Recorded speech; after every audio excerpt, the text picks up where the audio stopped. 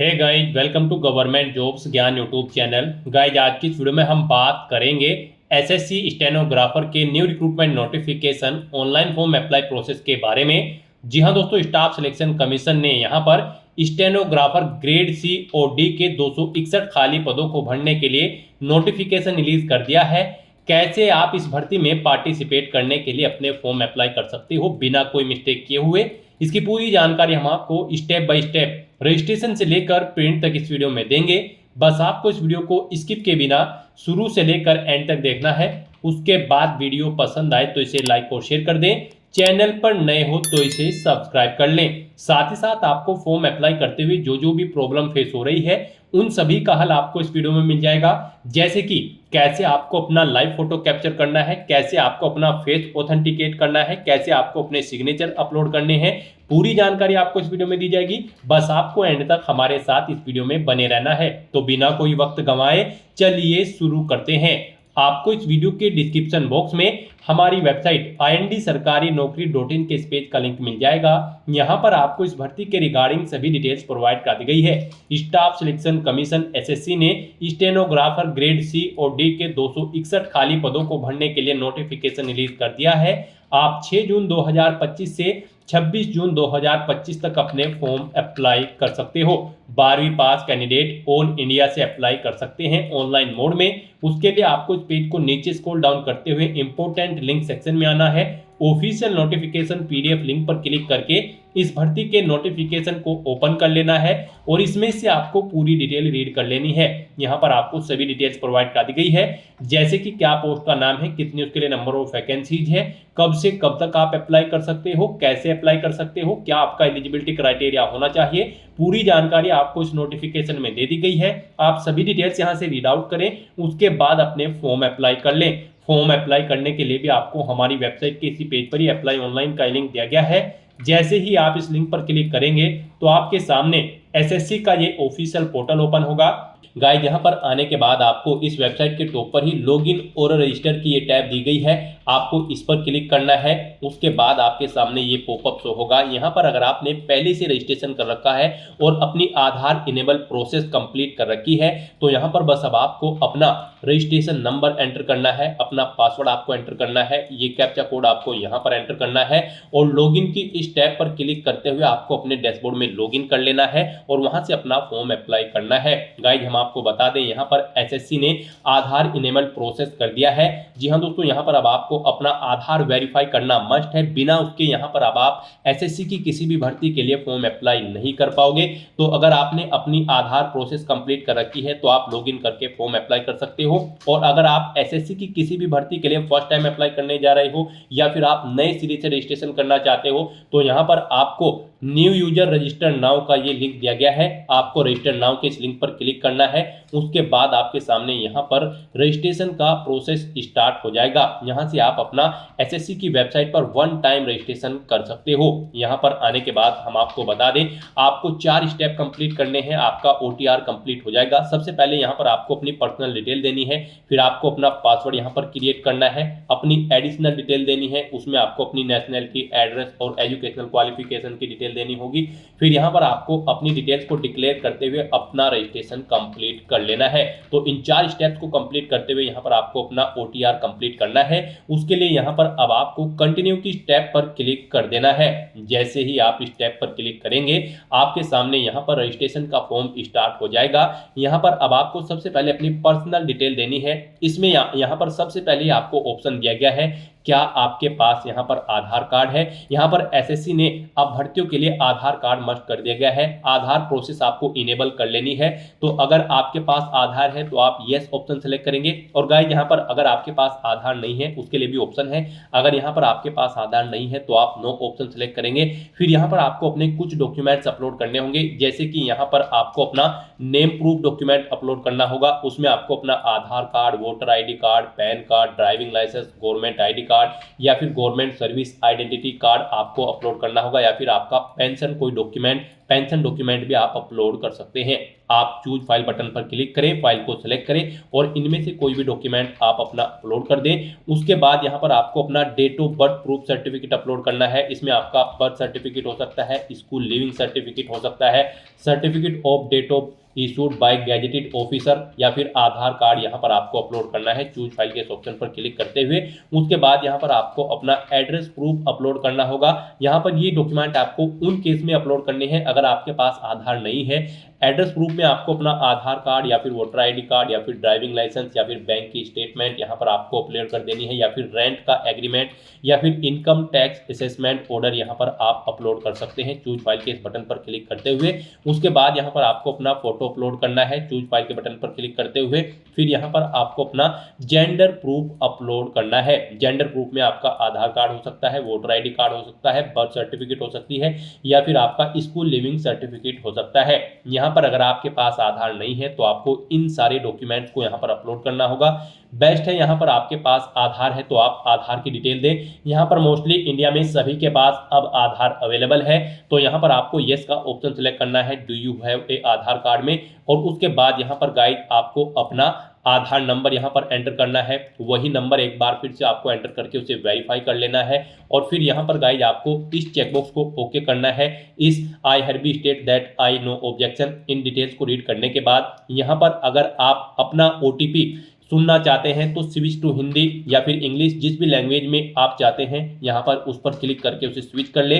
और फिर आप इस ऑप्शन पर क्लिक करते हुए, जी हाँ दोस्तों, इस माइक के ऑप्शन पर क्लिक करते हुए आप अपना ओटीपी सुन ले और फिर उसे यहाँ पर एंटर कर दे। और गाइज यहाँ पर अगर आप सुनना नहीं चाहते हैं तो फिर यहाँ पर आपको सेंड ओटीपी के इस ऑप्शन पर क्लिक करना है। फिर आपके रजिस्टर्ड मोबाइल नंबर पर जिससे आपका आधार लिंक है उस पर एक ओटीपी आएगा, वो ओटीपी आपको यहाँ पर एंटर करना है। और फिर गाइज आपको वेरीफाई ओटीपी के ऑप्शन पर क्लिक करके अपना आधार वेरीफाई कर लेना है। फिर आपके सामने यहाँ पर शो हो जाएगा आपका आधार सक्सेसफुली वेरीफाइड हो चुका है। ग्रीन कलर में आपको वेरीफाइड का ऑप्शन यहाँ पर मिल जाएगा। उसके बाद गाइज यहाँ पर आपको अपना नाम एंटर करना है अपनी 10वीं की मार्कशीट के अकॉर्डिंग। फिर आपको वही नाम एक बार फिर से एंटर करके वेरीफाई कर लेना है। फिर आपसे पूछा गया है कि क्या आपने कभी अपना नाम चेंज किया है। अगर किया है तो आप यहाँ पर यस ऑप्शन सेलेक्ट करें और फिर वो चेंज नेम यहाँ पर आप एंटर करें। फिर उसे एक बार फिर से एंटर करके वेरीफाई कर ले। और अगर आपने अपना नाम कभी चेंज नहीं किया है तो यहाँ पर आपको नो ऑप्शन ही सिलेक्ट रहने देना है। उसके बाद यहाँ पर आपको अपना जेंडर सिलेक्ट करना है, आप मेल हो, फीमेल हो या फिर ट्रांसजेंडर, आप अपने अकॉर्डिंग ऑप्शन सेलेक्ट करें। दोबारा से अपना जेंडर सेलेक्ट करके उसे वेरीफाई कर ले। फिर यहाँ पर आपको अपनी डेट ऑफ बर्थ सेलेक्ट कर लेनी है इस कैलेंडर में से। यहाँ पर आपको अपनी ये डेट ऑफ बर्थ अपनी 10वीं की मार्कशीट के अकॉर्डिंग सेलेक्ट करनी है। वही डेट ऑफ बर्थ आपको एक बार फिर से सिलेक्ट कर लेनी है कैलेंडर में से वेरिफिकेशन के लिए। फिर यहाँ पर आपको अपने फादर का नाम एंटर करना है। उसके बाद यहाँ पर आपको अपने फादर का नाम एक बार फिर से एंटर करके उसे कंफर्म कर लेना है। फिर आप अपनी मदर का नाम एंटर करें, अपनी मदर का नाम एक बार फिर से एंटर करके उसे कंफर्म कर ले। आपके फादर और मदर का नेम भी आपकी 10वीं की मार्कशीट के अकॉर्डिंग होना चाहिए और इनके नाम से पहले मिस्टर, मिसिस, श्रीमती, लेट या फिर डॉक्टर नहीं लगाना है आपको। उसके बाद यहाँ पर आपको अपना 10वीं क्लास का एजुकेशन बोर्ड सेलेक्ट करना है, किस बोर्ड से आपने यहाँ पर अपनी 10वीं क्लास पास आउट की है। उसके बाद यहाँ पर आपको उसे दोबारा से सिलेक्ट करके कंफर्म कर लेना है जिस बोर्ड से आपने अपनी 10वीं क्लास यहाँ पर पास आउट की है। उसके बाद गाइज यहाँ पर आपको अपनी 10वीं क्लास का रोल नंबर देना है, एक बार फिर से उसे एंटर करके कंफर्म कर लेना है। फिर पासिंग ईयर आपको सिलेक्ट कर लेना है, किस ईयर में आपने अपनी 10वीं क्लास पास आउट की है। हाईएस्ट क्वालिफिकेशन क्या है आपकी, 10वीं, 12वीं, ग्रेजुएशन, पोस्ट ग्रेजुएशन, आप अपने अकॉर्डिंग यहाँ पर ऑप्शन सेलेक्ट करें। फिर यहाँ पर आप दोबारा से अपनी हायर क्वालिफिकेशन सेलेक्ट करें। उसके बाद यहाँ पर आपको अपना मोबाइल नंबर और ईमेल आईडी एंटर करनी है और इन्हें यहाँ पर आपको वेरीफाई कर लेना है। इनके सामने आपको सेंड ओटीपी का ऑप्शन दिया गया है, आप सेंड ओटीपी के ऑप्शन पर क्लिक करें। उसके बाद आपके रजिस्टर्ड मोबाइल नंबर और ईमेल आईडी पर ओटीपी आएंगे, वो ओटीपी आप यहाँ पर एंटर करके अपने मोबाइल नंबर और ईमेल आईडी को वेरीफाई कर लें। और उसके बाद गाइस यहाँ पर आप सेव एंड नेक्स्ट के ऑप्शन पर क्लिक कर दें। इस तरह से यहाँ पर आपकी पर्सनल डिटेल सक्सेसफुली सेव हो जाएगी। उसके बाद यहाँ पर आपको एक रजिस्ट्रेशन नंबर प्रोवाइड करा दिया गया है। ये रजिस्ट्रेशन नंबर आपको केयरफुली नोट डाउन करके रख लेना है फ्यूचर यूज के लिए। ये रजिस्ट्रेशन नंबर आपकी रजिस्टर्ड मोबाइल नंबर और ईमेल आईडी पर भी सबमिट कर दिया गया है, तो आप इसे केयरफुली नोट डाउन करके रखें फ्यूचर यूज के लिए। और यहाँ पर अब आपको कंटिन्यू के इस ऑप्शन पर क्लिक कर देना है। नेक्स्ट आपके सामने कुछ इस तरह से इंटरफेस ओपन होगा। अब यहाँ पर आपको जो रजिस्ट्रेशन नंबर मिला है वो रजिस्ट्रेशन नंबर आपको एंटर करना है। उस रजिस्ट्रेशन नंबर के साथ साथ ही आपकी ईमेल आईडी और मोबाइल नंबर पर एक पासवर्ड भी आया होगा, वो पासवर्ड यहाँ पर आपको एंटर करना है। उसके बाद आपको ये कैप्चा कोड यहाँ पर एंटर करना है और फिर गाइस यहाँ पर आपको साइन इन के इस ऑप्शन पर क्लिक कर देना है। नेक्स्ट यहाँ पर आपको अपना पासवर्ड चेंज करना है। यहाँ पर अब आपको सबसे पहले अपना ओल्ड पासवर्ड एंटर करना है, वो वाला पासवर्ड जो आपके रजिस्टर्ड मोबाइल नंबर और ईमेल आईडी पर आया है आपके रजिस्ट्रेशन नंबर के साथ। और उसके बाद यहाँ पर आपको अपना नया पासवर्ड क्रिएट करना है। यहाँ पर इस पासवर्ड को क्रिएट करने के लिए आपको गाइडलाइन दी गई है। आपका पासवर्ड कम से कम 8 कैरेक्टर का होना चाहिए और ये अल्फा न्यूमेरिक फॉर्मेट में होना चाहिए। मींस आपके पासवर्ड में कम से कम एक अपर केस कैरेक्टर, एक लोअर केस कैरेक्टर, एक इंटीजर नंबर, एक स्पेशल कैरेक्टर जैसे कि @ या फिर डॉलर होना चाहिए। तो इस फॉर्मेट में यहाँ पर आपको अपना पासवर्ड क्रिएट करना है। वही पासवर्ड आपको कंफर्म पासवर्ड फील्ड में एंटर करना है। उसके बाद यहाँ पर आपको एक सिक्योरिटी क्वेश्चन सेलेक्ट करना है। यहाँ पर आप कोई भी सिक्योरिटी क्वेश्चन सेलेक्ट करें, उसका आंसर दें। फिर यहाँ पर आप दूसरा सिक्योरिटी क्वेश्चन सेलेक्ट करें और फिर उसका आंसर यहाँ पर आप दें। और उसके बाद गाइस यहाँ पर आप सेव एंड नेक्स्ट के इस ऑप्शन पर क्लिक कर दें। इस तरह से यहाँ पर आपका पासवर्ड चेंज हो जाएगा। फिर आपके सामने कुछ इस तरह से इंटरफेस ओपन होगा। अब यहाँ पर आपको दोबारा से अपना रजिस्ट्रेशन नंबर एंटर करना है, अपना पासवर्ड आपको एंटर करना है। नया पासवर्ड जो आपने चेंज किया है वो पासवर्ड यहाँ पर आपको एंटर करना है। ये कैप्चा कोड आपको यहाँ पर एंटर करना है और उसके बाद गाइज आपको लॉगिन के इस ऑप्शन पर क्लिक कर देना है। लॉगिन करने के बाद अब यहाँ पर आपको अपनी एडिशनल डिटेल्स प्रोवाइड करानी है। सबसे पहले यहाँ पर आपको अपनी कैटेगरी सिलेक्ट कर लेनी है, किस कैटेगरी से आप बिलोंग करते हैं। फिर यहाँ पर आपको अपनी कैटेगरी दोबारा से सिलेक्ट करके उसे वेरीफाई कर लेना है। फिर आपको अपनी नेशनलिटी यहाँ पर सिलेक्ट कर लेनी है। यहाँ पर सिटीजन ऑफ इंडिया अगर आप इंडिया से हैं। उसके बाद अगर आप नेपाल, भूटान या फिर टाइबेटियन हैं तो यहाँ पर आप अपने अकॉर्डिंग ऑप्शन सेलेक्ट करें। यहाँ पर अगर आप अदर कंट्री से हैं तो फिर यहाँ पर आपको अपने नेशनलिटी की डिटेल देनी है। और अगर आप इंडिया से हैं तो यहाँ पर आप इंडिया सेलेक्ट करें, फिर आपको ये डिटेल नहीं देनी है। उसके बाद यहाँ पर आपसे पूछा गया है कि क्या आपकी बॉडी पर कहीं कोई कट या तिल का निशान है, तो उस पैलेस का नाम यहाँ पर आप एंटर करें। नहीं है तो यहाँ पर आप नो मार्क एंटर कर दें। उसके बाद आपसे पूछा गया है कि क्या आप PWBD कैंडिडेट हैं, अगर हैं तो यहाँ पर आप येस ऑप्शन सेलेक्ट करें और फिर अपनी डिसेबिलिटी का टाइप सेलेक्ट करें और फिर यहाँ पर आपको अपना डिसेबिलिटी सर्टिफिकेट नंबर देना होगा अगर आप PWBD कैंडिडेट हैं। और अगर नहीं है तो यहाँ पर आप नो ऑप्शन सेलेक्ट करें, आगे की डिटेल आपको डिसेबल कर दी जाएगी। उसके बाद यहाँ पर आपको अपना परमानेंट एड्रेस एंटर करना है। फिर यहाँ पर आपको अपना परजेंट एड्रेस एंटर करना है और अगर आपका परजेंट एड्रेस आपके परमानेंट एड्रेस के अकॉर्डिंग सेम है तो यहाँ पर आप येस के इस ऑप्शन पर क्लिक करेंगे, ऑटोमेटिकली आपका परजेंट एड्रेस आपके परमानेंट एड्रेस के अकॉर्डिंग फिल हो जाएगा। उसके बाद यहाँ पर गाइड आपको सेव एंड नेक्स्ट के इस ऑप्शन पर क्लिक कर देना है। आपकी एडिशनल डिटेल सक्सेसफुली सेव करने के बाद आपको डिक्लेरेशन सेक्शन में रिडायरेक्ट कर दिया जाएगा। यहाँ पर आने के बाद आप अपने रजिस्ट्रेशन फॉर्म का प्रीव्यू भी चेकआउट कर सकते हो। आप प्रीव्यू OTR के ऑप्शन पर क्लिक करें और अपने रजिस्ट्रेशन फॉर्म का प्रीव्यू चेकआउट कर लें और उसका प्रिंट आउट भी आप ले सकते हो।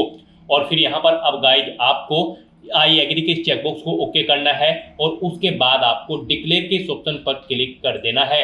इस तरह से यहाँ पर आपका SSC one time registration successfully complete हो चुका है। आपको आपके डैशबोर्ड में डायरेक्ट कर दिया गया है। फिर यहाँ पर आपको अपने डैशबोर्ड में लाइव एग्जामिनेशन के सेक्शन में आना है। उसके बाद आपको stenographer grade C and D examination 2025 के इस सेक्शन में आ जाना है।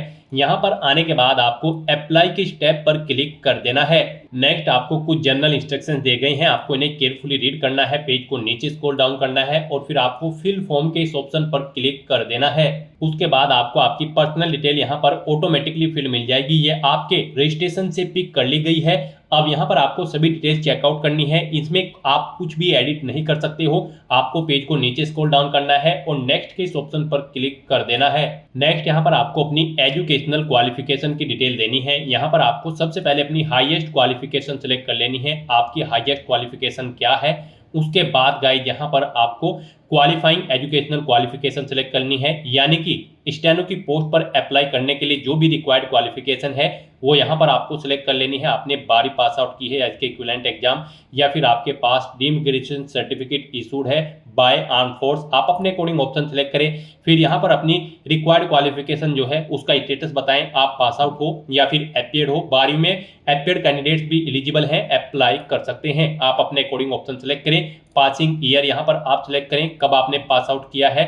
उसके बाद यहाँ पर आपको अपना स्टेट सिलेक्ट करना है, किस स्टेट से आपने यहाँ पर अपना जो रिक्वायर्ड क्वालिफिकेशन है वो पास आउट की है। उसके बाद गाइस यहाँ पर आपको बोर्ड का नाम सिलेक्ट करना है, यहाँ पर जिससे आपने अपनी 12वीं क्लास पास आउट की है, यानी कि रिक्वायर्ड क्वालिफिकेशन पास आउट की है। उसके बाद यहाँ पर आपको अपना रोल नंबर देना है, परसेंटेज देनी है, कितने परसेंट मार्क्स आपने ऑब्टेन किए हैं। सीजीपीए है तो वो सीजीपीए एंटर कर दे। परसेंटेज अगर आप एंटर करते हो फिर सीजीपीए आपको देने की जरूरत नहीं है, ये डिसेबल्ड कर दी जाएगी ऑप्शन आपके सामने। उसके बाद गाइस यहाँ पर आपको सेव एंड नेक्स्ट के इस ऑप्शन पर क्लिक कर देना है। नेक्स्ट यहाँ पर आपको अपनी एडिशनल इन्फॉर्मेशन देनी है। यहाँ पर आपसे पूछा गया कि क्या आप एक सर्विसमैन या फिर आर्म फोर्सेज में सर्विस करते हैं, अगर करते हैं तो यस करें, और फिर यहाँ पर आप ज्वाइनिंग डेट दें आर्म फोर्स की, और फिर यहाँ पर आप डिस्चार्ज डेट सिलेक्ट करें। Length of service in dates के अकॉर्डिंग कैलकुलेट करके आपको शो कर दी जाएगी। और अगर आप एक सर्विसमैन या फिर आर्म फोर्स में सर्विस नहीं कर रहे थे तो यहाँ पर आपको नो ऑप्शन सिलेक्ट कर लेना है। उसके बाद यहाँ पर आपसे पूछा गया कि क्या आप एज में रिलैक्सेशन चाहते हैं, अगर चाहते हैं तो यस करें और रिलैक्सेशन कोड यहाँ पर सिलेक्ट करें, नहीं चाहते हैं तो नो ऑप्शन सिलेक्ट करें। उसके बाद यहाँ पर आपसे पूछा गया है क्या आप अपनी पर्सनल इन्फॉर्मेशन को यहाँ पर अवेलेबल कराना चाहते हैं job opportunity in terms of DOPNT and OM number, इस नंबर के तहत, तो यहाँ पर आप यस या नो अपने अकॉर्डिंग ऑप्शन सेलेक्ट करें। और फिर गाइस यहाँ पर आप सेव एंड नेक्स्ट के इस ऑप्शन पर क्लिक कर दें। नेक्स्ट यहाँ पर आपको अपनी एडिशनल इन्फॉर्मेशन देनी है। यहाँ पर सबसे पहले आपको अपने एग्जामिनेशन सेंटर सेलेक्ट करने हैं। 3 एग्जामिनेशन सेंटर यहाँ पर आप सिलेक्ट कर सकते हो अपनी चॉइस के अकॉर्डिंग। यहाँ पर आप जिसे फर्स्ट नंबर पर प्रीफरेंस देना चाहते हैं उसे फर्स्ट नंबर पर सिलेक्ट करें, जिसे सेकंड और थर्ड पर रखना चाहते हैं उसे आप अपने अकॉर्डिंग यहाँ पर सेलेक्ट कर लें। उसके बाद यहाँ पर आपसे पूछा गया कि क्या आप बेंचमार्क डिसेबिलिटी कैंडिडेट हैं और आपकी डिसेबिलिटी 40% से अबव है, यहाँ पर ये ऑप्शन आपके लिए डिसेबल्ड कर दिया जाएगा। अगर आपने रजिस्ट्रेशन टाइम पे PWBD ऑप्शन में नो ऑप्शन सिलेक्ट किया होगा, ऐसे यहाँ पर आपको दूसरा क्वेश्चन भी डिसेबल कर दिया जाएगा कि क्या आपकी बेंचमार्क डिसेबिलिटी 40% से अबव है इन द कैटेगरी ऑफ सर्बल पैलेसी, यहाँ पर भी ये ऑप्शन आपके लिए डिसेबल कर दिया जाएगा अगर आपने रजिस्ट्रेशन टाइम पे PWBD कॉलम में नो ऑप्शन सिलेक्ट किया होगा। और अगर येस किया होगा फिर यहाँ पर आपके लिए ये इनेबल कर दिए जाएंगे, आपको डिटेल देनी होगी। उसके बाद यहाँ पर आपसे पूछा गया कि क्या आपको फिजिकली लिमिटेशन है राइट एज पर पैरा 7.2 और 7.3 के, अगर है तो आप यस ऑप्शन सेलेक्ट करें। यहाँ पर आप फिर अपना रिक्वायर्ड सर्टिफिकेट अपलोड करें, चूज फाइल के बटन पर क्लिक करें, फाइल को सिलेक्ट करें और अपना सर्टिफिकेट अपलोड कर दें। नहीं है आप यहाँ पर फिजिकली लिमिटेशंस आपके लिए तो आपको नो ऑप्शन सेलेक्ट करना है। उसके बाद यहाँ पर आपसे पूछा गया कि क्या आपको स्क्राइब की जरूरत है, यहाँ पर भी आपको रजिस्ट्रेशन टाइम पे पूछा गया होगा ये ऑप्शन, वहां पर अगर आपने नो ऑप्शन सेलेक्ट किया होगा फिर आपके सामने ये कॉलम डिसेबल्ड कर दिया जाएगा। उसके बाद यहाँ पर आपसे पूछा गया है कि क्या आपको स्टेनोग्राफी की नॉलेज है, तो यहाँ पर आपको यस ऑप्शन सेलेक्ट करना है। आपको स्टेनोग्राफी की नॉलेज होनी जरूरी है स्टेनोग्राफर की पोस्ट पर अप्लाई करने के लिए। फिर यहाँ पर आपको जो टेस्ट पेपर होगा वो आपको किस मीडियम में चाहिए, हिंदी लैंग्वेज में या फिर इंग्लिश में, आप अपने अकॉर्डिंग ऑप्शन सेलेक्ट करें। एक बार फिर से यहाँ पर आपसे पूछा कि आपको वेरीफाई कर लेना है जो आपका यहाँ पर स्किल टेस्ट होगा वो आपको किस लैंग्वेज में चाहिए, यानी कि दोबारा से आपको जो ऊपर आप लैंग्वेज सेलेक्ट करेंगे वही यहाँ पर आपको सिलेक्ट कर लेनी है। फिर यहाँ पर आपको पोस्ट सिलेक्ट करनी है, आप यहाँ पर स्टेनोग्राफर ग्रेड C या फिर ग्रेड D के लिए अप्लाई करना चाहते हैं या फिर आप दोनों पोस्ट के लिए अप्लाई करना चाहते हैं, आप अपने अकॉर्डिंग ऑप्शन सिलेक्ट करें। और फिर गाइस यहाँ पर आप सेव एंड नेक्स्ट के इस ऑप्शन पर क्लिक कर दें। नेक्स्ट यहाँ पर आपको अपना फेस ऑथेंटिकेट करना है, उसके बाद आपको अपना लाइव फोटो कैप्चर करना है और फिर यहाँ पर आपको अपने सिग्नेचर अपलोड करने हैं। यहाँ पर फेस ऑथेंटिकेट करने के लिए गाइस आपको अपने मोबाइल फोन में माई SSC ऐप इंस्टॉल कर लेना है। कुछ इस तरह से आपके सामने ऐप शो होगा, आप इंस्टॉल के ऑप्शन पर क्लिक करके अपने मोबाइल फोन में अपना माई SSC का ऐप इंस्टॉल कर ले। उसके बाद यहाँ पर आपको उसमें लॉगिन करना है। यहाँ पर ऐप इंस्टॉल करने के बाद आपको अपना SSC का user name, user ID enter करनी है, पासवर्ड एंटर करना है, ये कैप्चा कोड आपको यहाँ पर एंटर करना है और फिर आपको यहाँ पर लॉगिन की स्टेप पर क्लिक करते हुए अपने डैशबोर्ड में लॉगिन कर लेना है। लॉगिन करने के बाद आपके सामने आपका एप्लीकेशन कुछ इस तरह से शो होगा। इसमें गाइज यहाँ पर आपको डैशबोर्ड के इस ऑप्शन पर क्लिक करके अपने डैशबोर्ड में आ जाना है। उसके बाद आपको माई एप्लीकेशन की स्टेप पर क्लिक करना है। फिर यहाँ पर करंट में जितने भी रिक्रूटमेंट एग्जाम चल रहे होंगे वो यहाँ पर आपको शो कर दी जाएंगे। आप जिस एग्जाम के लिए अप्लाई करना चाहते हैं आप यहाँ पर कंटिन्यू की टैब के ऑप्शन पर क्लिक करेंगे। फिर आपको आपकी डिटेल्स यहाँ पर ऑटोमेटिकली फिल मिल जाएगी जो आपने फॉर्म भरते समय यहाँ पर डिटेल प्रोवाइड कराई है। आपको बस नेक्स्ट नेक्स्ट करते हुए आपको यहाँ पर फेस ऑथेंटिकेशन के सेक्शन में चले जाना है। उसके बाद आपको अपना फेस ऑथेंटिकेशन वहां पर कर लेना है। यहाँ पर आपको आधार फेस आरडी के थ्रू अपना फेस ऑथेंटिकेट करना होगा। अगर आपने पहले से अपने मोबाइल फोन में ये ऐप इंस्टॉल कर रखा है तो आपको दोबारा से इंस्टॉल करने की जरूरत नहीं पड़ेगी, नहीं तो फिर आपको यहाँ पर आधार फेस आरडी का ये ऐप डाउनलोड करना होगा, इंस्टॉल करना होगा अपने मोबाइल फोन में और उसके थ्रू आपको अपना फेस ऑथेंटिकेट कर लेना है। सर्कल में अपना फेस लाना है और अपनी आंखों को 2-3 बार ब्लिंक करते हुए अपना फेस यहाँ पर ऑथेंटिकेट कर लेना है फोटो को कैप्चर करते हुए। फेस ऑथेंटिकेट करने के बाद गाइस यहाँ पर आपको अपना लाइव फोटो कैप्चर करना है। यहाँ पर आप अपने वेब कैमरा या फिर मोबाइल फोन के थ्रू अपना लाइव फोटो कैप्चर कर सकते हैं। आपको फोटो कैप्चर करते हुए समय कुछ बातों का ध्यान रखना है। जहां पर आप अपना फोटो कैप्चर करेंगे वहां पर प्रॉपर लाइट होनी चाहिए और बैकग्राउंड आपका प्लेन होना चाहिए। यहाँ पर जब आप अपना फोटो कैप्चर करेंगे तो आपकी आंखें बिल्कुल कैमरे की तरफ होनी चाहिए और यहाँ पर आपका जो फेस होगा वो रेक्टेंगल एरिया में बिल्कुल बीचों बीच होना चाहिए। रेड कलर का जो रेक्टेंगल एरिया होगा उसमें आपका फेस बिल्कुल बीचों बीच होना चाहिए। और फोटो कैप्चर करते समय यहाँ पर आपको मास्क, सनग्लासेस यानी कि चश्मा नहीं पहनने हैं, ना ही आपको अपने ईयरफोन्स या फिर कोई अन्य डिवाइस कानों में लगाना है। बिल्कुल सिंपल वे में आपको यहाँ पर अपना फोटो कैप्चर करना है। उसके लिए गाइस यहाँ पर आपको कैप्चर लाइव फोटो के इस ऑप्शन पर क्लिक करना है और अपना लाइव फोटो यहाँ पर वेब कैमरा या फिर मोबाइल फोन के थ्रू लाइव कैप्चर कर लेना है। इसके बाद यहाँ पर आपको अपने सिग्नेचर अपलोड करने हैं।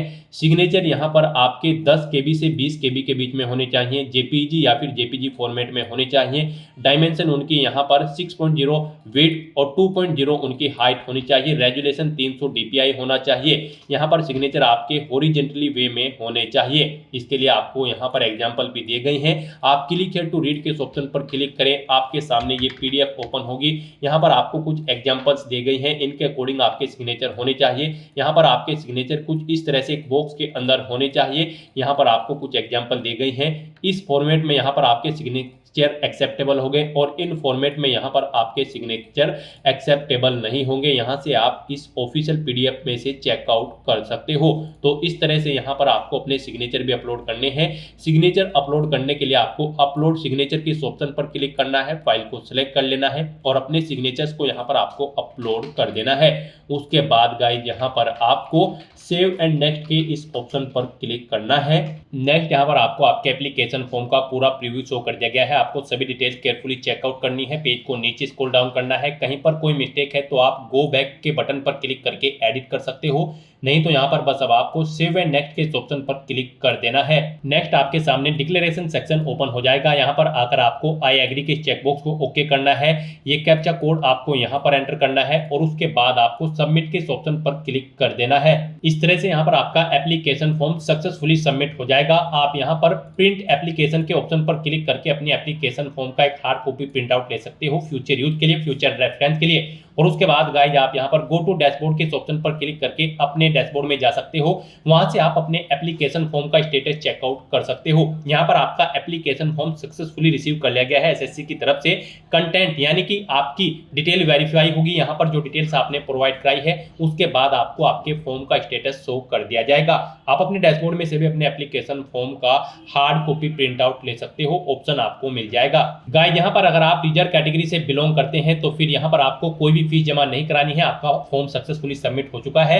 और अगर आप अनरिजर्व कैटेगरी से बिलोंग करते हैं तो यहाँ पर आपको 100 रुपए पहले फीस के रूप में जमा कराने होंगे, debit card, credit card, net banking या फिर यूपीआई के माध्यम से। उसके बाद आपका फॉर्म यहाँ पर सबमिट होगा और आपको उसका एक प्रिंट आउट ले लेना होगा। तो दोस्तों ऐसे आप एसएससी स्टेनोग्राफर ग्रेड C और D की पोस्ट के लिए अपने फॉर्म अप्लाई कर सकते हो बिना कोई मिस्टेक किए हुए। आज की इस वीडियो में बस इतना ही। आई होप ये वीडियो आपको पसंद आई होगी। अगर पसंद आई हो तो इसे लाइक और शेयर करें। चैनल पर नए हो तो इसे सब्सक्राइब कर लें। Thanks for watching.